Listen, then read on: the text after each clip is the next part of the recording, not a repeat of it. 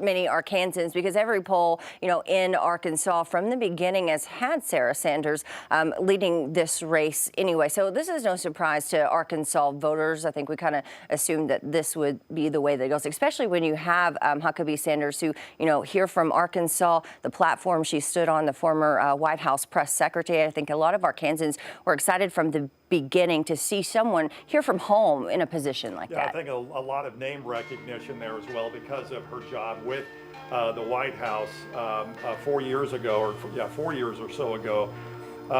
We can also, well, hang on a second here. All right, yeah. We're still waiting to hear from the campaign in Little Rock, and I'm gonna have to change out my batteries here in just a second. And you can see them standing here waiting. Yeah, we're about a minute away from her coming out. That may be her coming out now. Of course, Chris Jones was the Democrat candidate. He put up a very well-fought battle in this race as well. Actually closed the gap in polling from it was about 20% down to 10% leading into the last week of this campaign. So the race was a whole lot closer, I think, than a lot of folks had projected or had anticipated, and that's not the right one. And so it's gotten a lot. And of course, Ricky Dale Harrington was the Libertarian candidate. We heard from him earlier today in our newscast saying that if he just got, 3%, 4% of the vote, he would be extremely happy with that. We're not sure yet as to the percentage on what he got. But, okay, I think she's getting ready. She's coming out now, getting ready to talk. Let's send you down to Little Rock.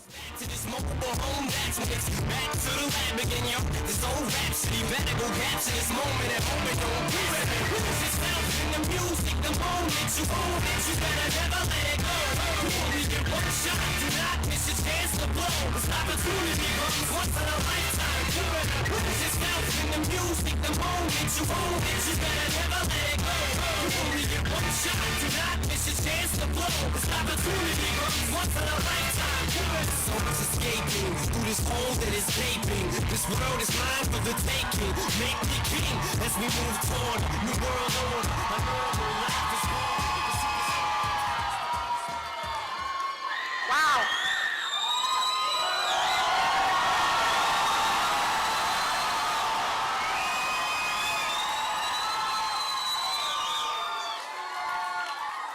Thank you, Arkansas.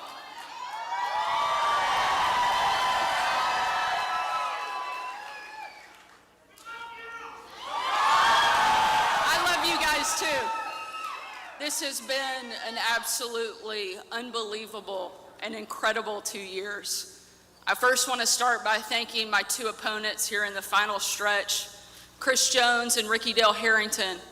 One of the most amazing things about tonight is that no matter how it turned out, Arkansas was going to make history tonight.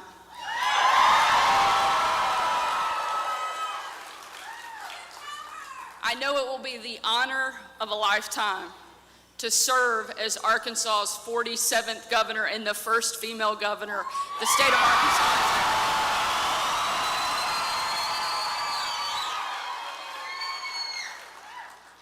I'd also like to say we'll be the first, to my knowledge, father-daughter governor anywhere in the country.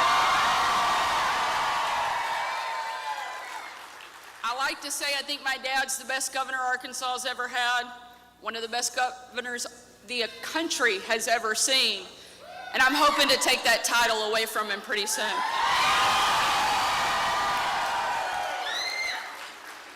The good news is there's nobody who hopes for that more than he and my mom.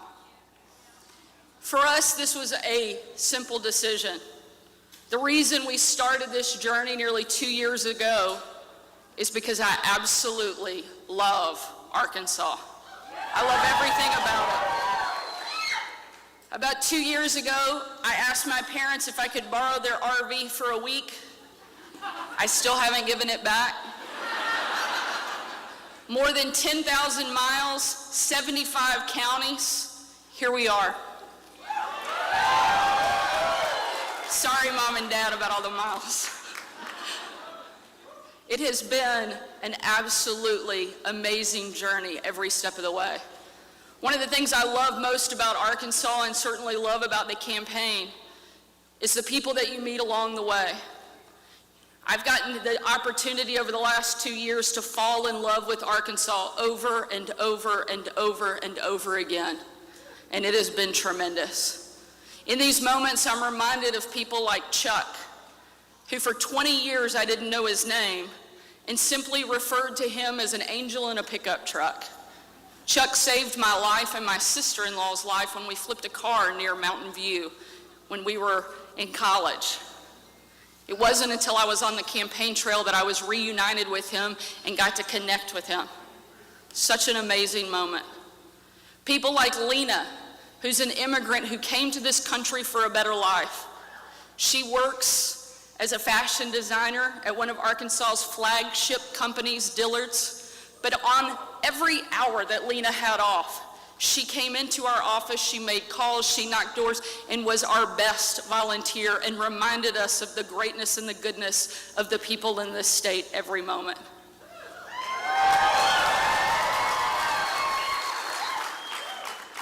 And I met a guy named Vic at a veterans home in Harrison, Camp Jack, where I got to be part of the opening for that community center. Vic is an 80-year-old veteran. And on the morning of that opening, Vic was up on a ladder, painting into the rafters to make sure it was perfect for those who have served and given us this great country. People like Vic are the very best of who we are.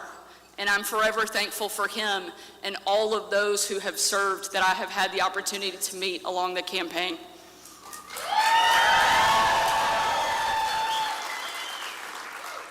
One of the other things I love about Arkansas, we have the most beautiful state in the country. There's a reason we're called the natural state. You haven't lived until you have seen a sunrise in flooded green timber just before the ducks come in. We had the chance to do that, float the buffalo with our entire team, and we only broke one canoe in half. We won't name names. We had the opportunity to race a cardboard boat in Greer's Ferry. We had the chance to walk in the Pink Tomato Festival in absolutely torrential downpour. I'd like to apologize once again to my campaign staff who were all wearing white t-shirts, but I'm pretty sure we're going to win Warren. I also had the chance to take my kids on this journey, for them to see Arkansas, frankly, in the way that I did growing up.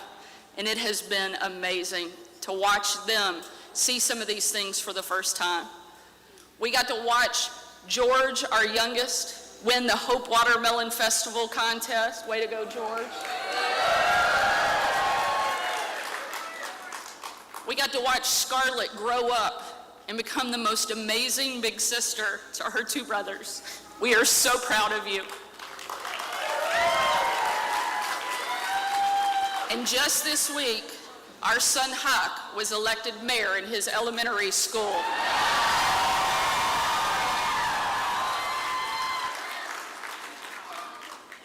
But at the end of the day, this campaign was never about me.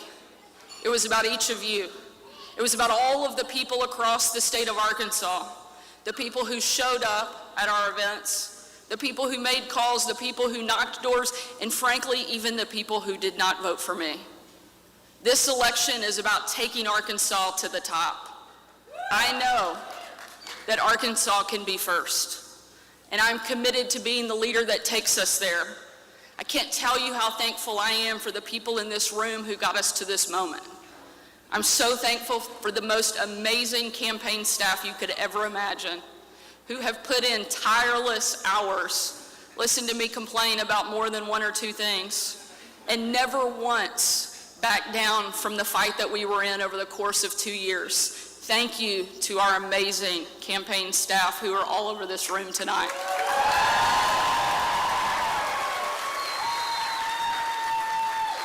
I also want to thank my family, all who are back here, who have suffered through so many events, so many speeches, and my poor kids who have missed their mom and provided the content for most of those speeches.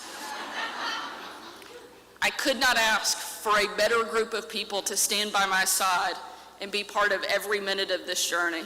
To my parents, who have supported me no matter what I was doing, my brothers, my sister-in-law, my in-laws who welcomed me into their family as if I was one of their own, to each of my kids, most importantly to my husband, who has been the rock for our family, not just over the course of these 2 years, but frankly over the course of nearly 13 years of marriage. Brian, I am so grateful for you.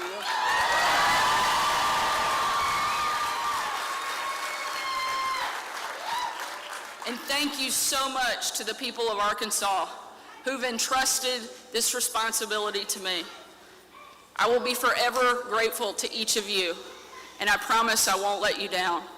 I will never, ever forget who and what we are fighting for, because I have 3 little reminders, Scarlett, Huck, and George, who are going to hold me accountable and remind me that every single decision I make as governor will have a direct impact on their life and the life of every kid in Arkansas.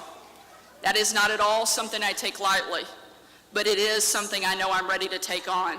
I look forward to being Arkansas's very best governor for the next 8 years. Thank you so much.